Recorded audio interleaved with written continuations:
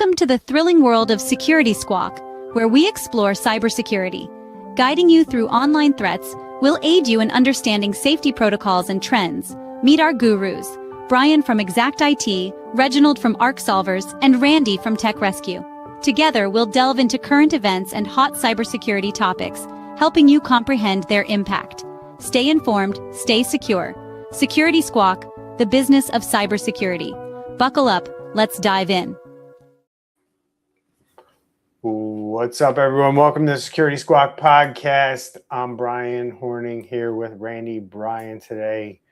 Unfortunately, we don't have Andre. He'll be back with us next week. But man, Randy, 2.6 million people, and this topic that you're going to cover today just had their names, birth dates, and health information dumped onto a leak site by one of the most prolific groups that's hitting, seems to be everybody out there that has some kind of cloud service exposed in some way, or how they can get into that in some way. Didn't realize our thing was set wrong there. And it's getting quite interesting with this group, to say the least. And yeah, I got some good stuff to talk about today. And that pile of information that you're going to dig into about this group, Randy, buried in there is 1.7 million social security numbers, what looks like they might belong to some kids. And I know that's not going to be the core of what you're going to talk about, but this story is pretty crazy. It's pretty dynamic. And the part that should keep every owner up at night is, you know, you're all out there running around thinking like, this is never going to happen to me. Right? 68% of small businesses say that they're confident they can stop a cyber attack, but the data says otherwise when 45% of them got hit last year anyway. That's half the small businesses in the United States got hit with some kind of data breach. So we're going to get into it today on the Security Squawk, business cybersecurity. We've got two stories that fit together. Randy's going to open us up with this DentaQuest breach, one of the biggest dental benefits companies in the country. They serve about 2.6 million people, or no, I'm sorry, there are 2.6 million people exposed. Yep. Wow. In detail there that genuinely made, you know, when I looked at this, I was like, oh my God, this is pretty insane. And what is going on here, Randy? Tell us what's happening. Tell us what's going on with this group that you want to focus in on. Yep. Go. Well, so first off, DentaQuest has 35 million customers, and in the leak, so apparently they had a breach, and they had apparently looks like negotiations fell flat, and so the bad guys, who I'll talk about in just a minute, have released a treasure trove of data on the dark web, if you will. It's 2.6 million accounts. And we're talking email addresses, full names, phone numbers, government issued IDs, health insurance information, genders, and dates of birth. And like you said, apparently a large, like 60% of these are for children. So, little word to the parents out there, might be a good idea for your kids. Go ahead and put credit monitoring on their social security number, because that's what these guys will do. These kids' accounts, they can use those social security numbers and that other information to open accounts, you know, and go down to Big Lots or whatever and buy $700 worth of furniture or who knows what. And then they don't pay the bill. And then your kid goes to apply for something when he or she's 18 years old. And next thing you know, they've got like a 300 credit score or something like that because they opened these accounts and they didn't pay their bill. Or something even worse happened. So bottom line, yeah, there was kids' information that was leaked. Parents, you should look into monitoring your kids' accounts and or freezing them as soon as you can. All adults that are listening to this, if you're in the United States, we have 3 credit bureaus. You ought to have your credit information froze. And every time you try to apply for something, it ought to get rejected and say froze. You go in, you unfreeze it, you apply, you get what you need, you go back, you freeze it back. Then that way they can't at least take advantage of your social and stuff like that. That's been leaked. But what I want to look at though today though, Bryan. So the group behind this is ShinyHunters, and you and I know we're looking through the news every day, and we're seeing ShinyHunters pop up all the time. It seems like they're the every week. Yep, they're the most prolific, it seems, and they were behind most of the quote unquote Salesforce breaches, which ended up being username and password combination already leaked on the dark web or something similar with no MFA. This one's a little different, but this is still what ShinyHunters does. And I wanted to really talk about this. So basically, in this case, ShinyHunters reached out to someone involved in the supply chain of dentist, which is DentaQuest. They reached out to somebody at DentaQuest and basically posed as IT for that company. So a couple of crazy things. ShinyHunters they're well known for being really good English speakers. They are known for hiring actors and actresses, voiced actors and actresses, to fill these roles and follow scripts to get the username and password. And I'll get into that in a little bit. And they're really well known for using a female in that case, because that's a little more disarming. And so what they're doing is they're looking at all these breaches that are already out there, getting an old username, an old password. They're getting on Facebook and things like that. They're finding out who, like, maybe your boss is or who the CEO is of your company. And a girl calls you up and says, hey, this is Susie over at IT. I just got off the phone with Johnny, your boss, and he wanted me to blah, blah, blah, walk you through this or that. And that's where it begins.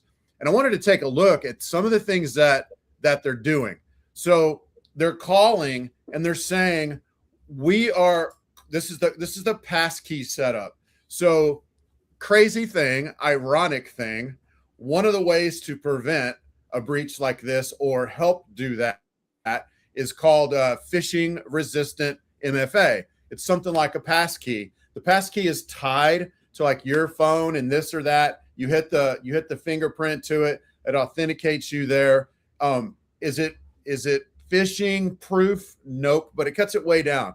But so ironically, one of the things they'll do is they'll call and it'll be a girl on the line who calls, Joey, the mid-level manager, and says, hey, this is Susie. I'm calling from IT to help you enroll in our new mandatory passkey for single sign-on. And then what they'll do is the guy will say, okay, let's do it. And so then she'll say, okay, so what I'm going to do, I'm going to send you over a link, and it'll be a link of a little site that might say like yourcompany.okta.setup or something, right? So it's got your company name in there. It's got Okta in there. Or maybe it says, yourcompany.sso.some, weird on like IT on the end or something like that. It'll have your company logo. It'll look just like your stuff. They send that link over to you, and then you go to click it and you follow the prompts on your little multi-factor, blah, blah, blah, blah, blah. You think you're actually authenticating to your company, but in the meantime, they're doing it on their end, and then they capture that authentication, and boom, they go off to do their dirty deed. Another thing they're doing is they're calling, like I said, often a girl on the line, depends on, the situation, but they're calling and they'll say, we've detected a security anomaly on your account, or we've detected something bad. So, hey, this is Susie over at IT. We detected something really bad going on your account. Just got off the phone with Johnny, and he was like, dude, get that sucker not locked down. And so then they'll say that we need to get you locked down, and what we need to do is do an update. We're going to have you sign into some stuff, and then we can verify that it's you, and then we're good to go. And the person on the other line is like, yeah, sure. Why would I not want to do that? That sounds great. So that's the second thing they're doing. And then the third thing they're doing is they call, they pretend that they're from IT, and they say, hey, we've had this ticket, it's been open, and we need to really get it resolved. And they make it sound legit, and they're like, okay, we're going to have to verify who you are. We're going to send over this link, and then we're going to blah, blah, blah, blah, blah. And then they're doing that. And so bottom line, they're building trust. They're bringing in people's names at your company or company information. You know, they might say, hey, I'm literally at the blah, blah, blah conference with Johnny, your boss. He told me to call you ASAP. They're sending over that link. That's a fake link. And when you verify it, they're signing in on their side. And then now they have a session token that they can use to basically do whatever they want inside your system. So this is a malware-less or a malware-free breach. They didn't have to like use any fancy Claude code or anything like that to write, like Claude Mythos to like find some breach or whatever. They're just using good old trickery, and they're calling you and they are making it happen. And in this particular case, they got 2.6 million records that they were able to get from this company. So that's a gist. We haven't really done like a deep dive or whatever into what ShinyHunters is doing. But those are the three most common right there, is that they got to resolve a ticket, they notice something on your account, or they want to put phishing resistant MFA onto your account, and they need your help getting it set up. So that's the gist of it. What are your thoughts on that, Bryan? Yeah, these guys have gotten really good. They're pretty much the world's experts at calling companies up and getting into their systems. I mean, it's astonishing. So the uncomfortable truth is that we're not, as the businesses out there, we're not doing enough to train our employees to look for the things that you laid out. And as you covered this topic today, everything you said is spot on. And these are things that companies are failing to do. And I'm going to back that up in my segment as I go through a whole entire slew of data that has just come out about the disconnect between what small business owners think and what reality is for them. So the uncomfortable truth too, Randy, for this is the fact that everybody, those 2.6 million records that you mentioned, those people didn't choose DentaQuest, right? They're benefits administrators. So their employer or somebody who runs their state Medicaid program picked this company to do this for them. So the people who are impacted, the organizations that are customers of DentaQuest, they are, in their mind, we're doing everything right. And they have still now ended up in this breach because a vendor, essentially 2 or 3 steps removed from your company or from you as a person that you never even knew of or heard of in most cases, was holding this data, and they were breached. And now you have to deal with that as an organization, as a business that hired that vendor, and then the people whose information is included in that stolen data set. So it's no fun. And that's why the world is now going to, cat and mouse game, as we always talk about, Randy. I'm already seeing it in this year's questionnaires, right, that are coming through. People want to know, like, what are you doing to protect your third-party risk? Because we know this is a problem, right? So we're seeing it from insurers. We're seeing bigger companies ask smaller companies, like, hey, we know you're probably working with vendors just like we work with vendors. What are you doing about it, right? So it's no longer a big company problem, right? 5 years ago, big companies would always be the one sending the small companies the questionnaires. What are you doing for this? What are you doing for that?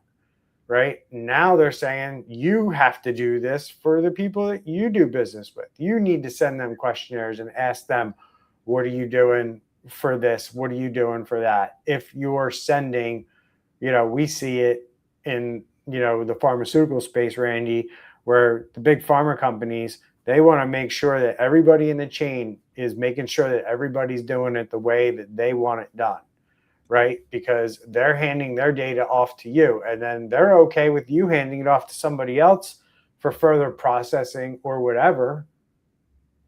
But they want you to make sure that they're doing it in a secure way, right? They just don't want you handing their data off to anybody with no thought of security. And that's a big thing that we're seeing them come through in a lot of different places, whether it be cybersecurity insurance, regulation, through state and local, or through things like FDA, SEC, CMMC. It's all flowing down, and all these small businesses are getting caught flat-footed. And the things that I'm hearing from these owners' mouths, Randy, are, well, it'll never be us, number one, or like they can't believe they have to do this now.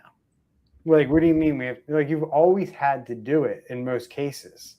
It's just that we're able to, regulate better. We're able to do it more easily. So we're able to see things because of tools, because of automation.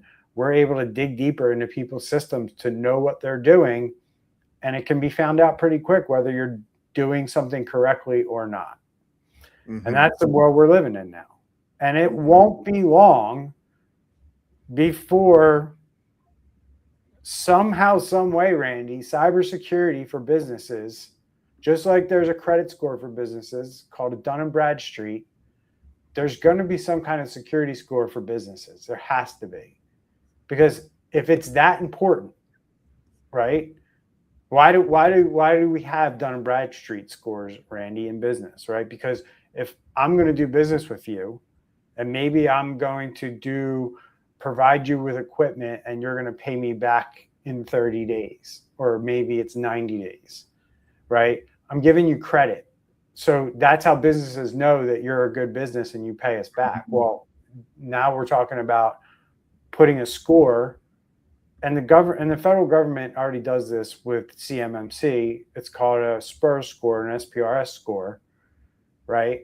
And this is going to be something that's going to it's inevitable that we are going to end up in that place where businesses have a score based on their security. And it's going to be based on you allowing somebody to do a scan. So if you don't have a score and you've never had a scan done, that's going to be like a scarlet letter on your business. And I say within the next 3 to 5 years. I mean, that would be pretty great. We'll see. You just never know. You never know with this kind of stuff. I think that most any of us as cybersecurity professionals. The reason I believe it's going to be, Randy, is because we are wasting an inordinate amount of effort checking each other, when you could just build a common system for everybody to check in and here's my score. Okay. And I want to go in and see what Randy's score is. There's Randy's score. Now I don't have to run through this month-long process of you filling out a spreadsheet, sending it back, because that's what's going on 90% of the time. Yep. It's being done back and forth through spreadsheets with Fortune 500 companies. I've yet to see a common system where people go into and even log this information into like a SaaS platform. There are some out there, but it's not common. The businesses have decided we can do this in Excel, but it still takes people time and it's very inefficient, and we have to get rid of that. Plus, I think you kind of businesses, if you care about security and you want to be in that world, you're gonna be signing up for this system. It's inevitable. There's too many people that have too much at risk here, as I'm going to get into with my topic. So anything else you want to add there, Randy, before we move on? All good? Yep. All right, my man. So I pulled this one as I was preparing for today's episode, and came across this report from ESET. And I just, sometimes I look at these reports and I say, this is kind of like normal information, nothing too crazy to talk about here. But when I see interesting stuff, I like to bring it to people's attention. And they talk to 4,400 small and mid-sized business decision makers across 13 countries. So I thought that was really interesting because it's like, all right, they talk to a lot of small and medium-sized business owners who are people you really don't hear from, right? When you see a lot of these reports come out, Verizon data breach report, the big ones that people think about, those are usually Fortune 500 led efforts in a lot of cases, right? So it was interesting to see and read how owners like the ones I deal with almost on a daily basis are feeling and what they're doing.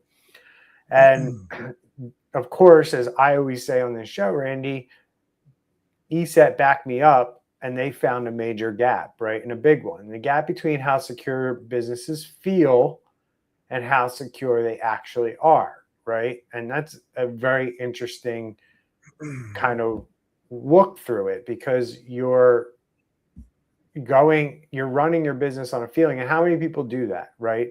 I know so many business owners, Randy, that run their business finances on a feeling, right? Whatever that means, right? Maybe they look at their bank statement and it's like, all right, well, we got some cash in the bank, so we can play a little loose this month. I don't know how it really works, but I hear checkbook, decision making or whatever you want to call it, right? They're basically making decisions by the number in the bank account, right? So let me walk you through kind of some of the things that I thought were interesting. You kind of tell me what you think here, Randy. But 68% of small businesses are confident they can prevent a cyber attack. Does that kind of make you chuckle a little bit? Because it made me chuckle when I. It does. Yeah. So 75% are confident they can respond to one. 75% can respond to a cyber attack. Here's the problem. 45% of those same businesses, they actually had a security incident in the last 12 months. 14% of those had more than one. The confidence is going up, but so are the breaches. But Randy, I just reported, I don't know if it was like 2 or 3 podcasts ago, that less than 40% of businesses have even done a tabletop to their incident response plan. So there's no way you're going to be able to successfully respond to an event if you've never even tested your plan. So here's one I kept going back to as I was thinking about what I was going to pull out of this report and talk about on the show, Randy. But when you look at the businesses that got breached more than once, their confidence didn't drop. It actually went up to 91%. So you got hit twice. And after you got hit twice, you now feel more confident and sure of yourself afterwards. What do you think that is? Do you think that that's like, oh, we went through an event, so we learned and now we're better? Or what exactly is the mindset that it sits there? Because I just see that as one that an attacker loves. Well, I mean, I think you already nailed it. Is that they think, well, we've been through it already, and we've learned. And remember that episode we did where we deep dove into the chat negotiations between the bad guys and the quote unquote good guys.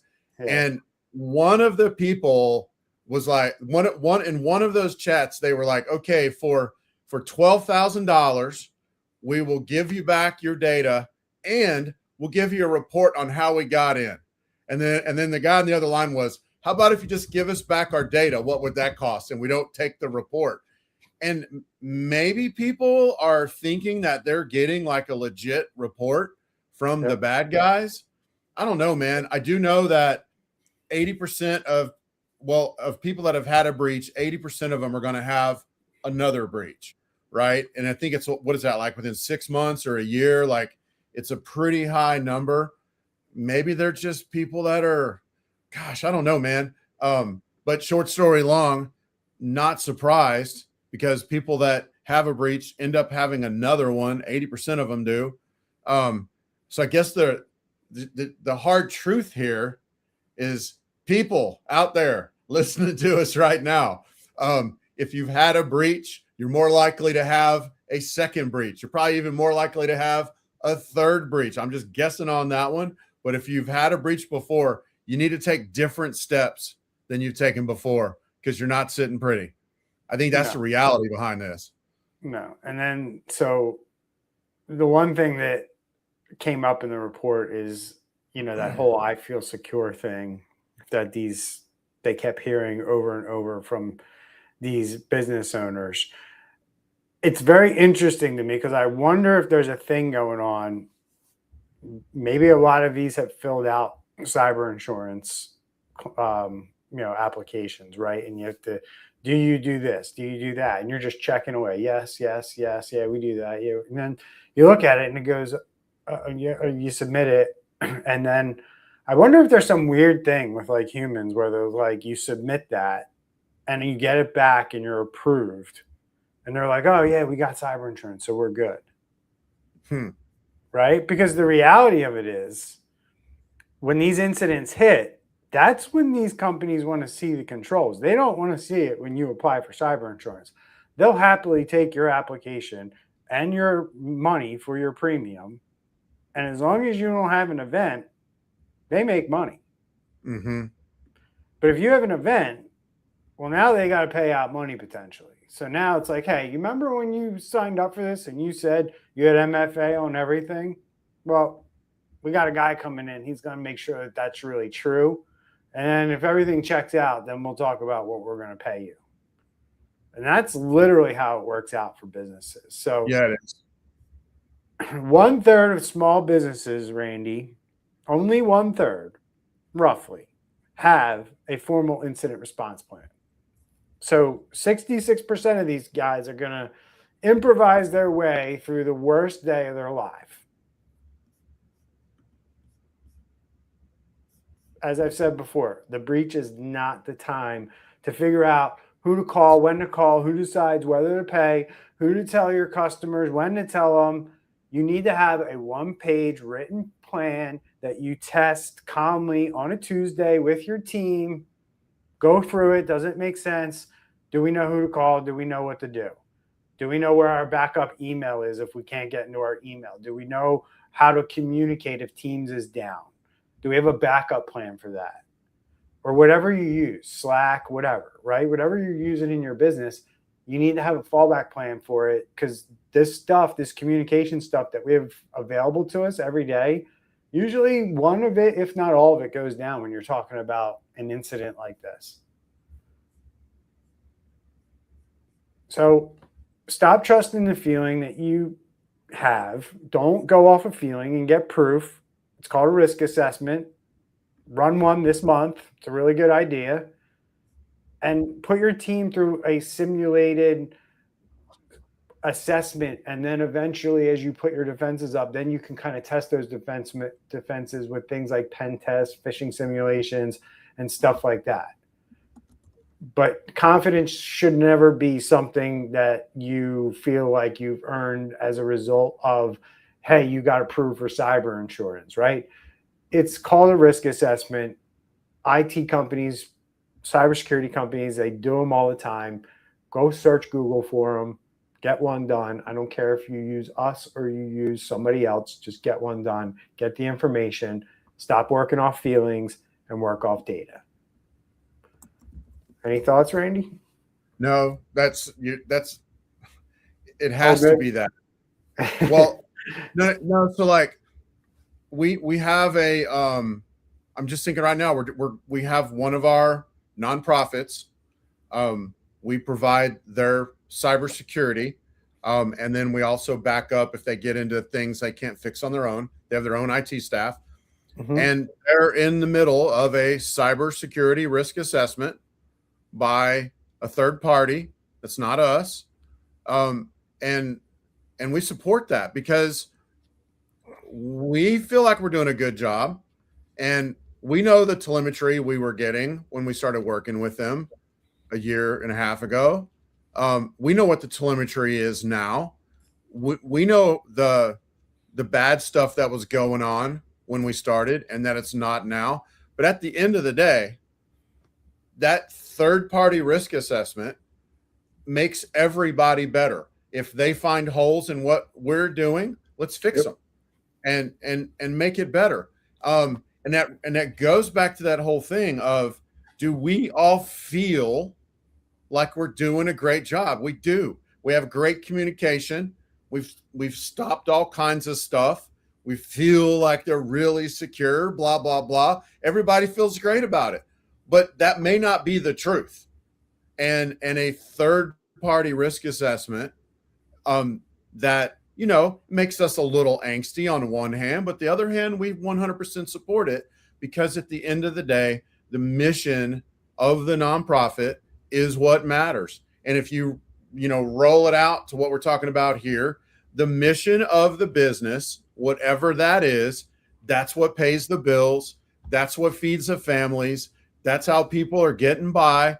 At the end of the day, you can't just trust your security to a feeling. It's got to be hard facts. It's got to be hard facts. So, example and an agreement with what you said. Yeah, man. So these two stories, DentaQuest, simple story about misplaced trust in a vendor, which exposed 2.6 million people's information because of a company most of them never chose, never heard of. And then a report about misplaced trust in ourselves, right? Owners feeling more secure than ever, right as these breaches keep landing, right? Different stories, but same crack running through the middle of both. Somebody assumed they were covered, they were good, they paid somebody else to handle it, deal with it. It's not their problem anymore. That's the feelings we get, right? These are feelings in real time that we trick ourselves as business owners into thinking we're good. We submit that cyber insurance application, we get that insurance approved or whatever they call it, and you think you're good. You get a feeling, right? You hire a vendor, you hire an MSP, an IT company, you bring in a CISO, you bring in a cybersecurity guy, right? Now you've hired somebody and you get a feeling that we're good, right? Those assumptions are wrong until you have that risk assessment that Randy talked about, right? This fix isn't more fear. It's more about confidence, getting the report, getting the data, and having the confidence, having the proof, knowing where your security lives today in your business. Confidence that you can't prove is just exposure wearing a smile. That's how we look at it. So that's our show for today. Remember, head over to securitysquawk.com. We got everything over there for everything we covered and everything we've talked about in the past. You can check us out on Facebook as well for all of that, and LinkedIn. So subscribe and follow us wherever you can. Hit that like button wherever you're listening or watching. Leave us a review if that's an option for you on the platform. It genuinely helps more business owners find us. And I want to give a big thanks to Randy for carrying the show with me today while Andre was out, holding down the fort as a two-man crew. Reg, we'll see you next week. I'm Bryan for Andre and Randy. Stay secure, stay safe. If you really want to support us, head over to buymeacoffee.com/securitysquawk, and we'll see everyone next week. Take care. Bye, everybody.